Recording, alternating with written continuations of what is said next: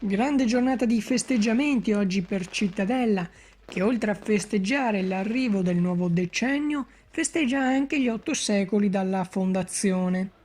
A mezzanotte il countdown, che dallo scorso 26 ottobre annunciava l'800° anniversario, si è azzerato, dando il via ad un anno ricco di festeggiamenti. Il primo passo questa sera con il videomapping proiettato sulle mura tra le porte Treviso e Bassano, che ha ripercorso questi primi 8 secoli di storia.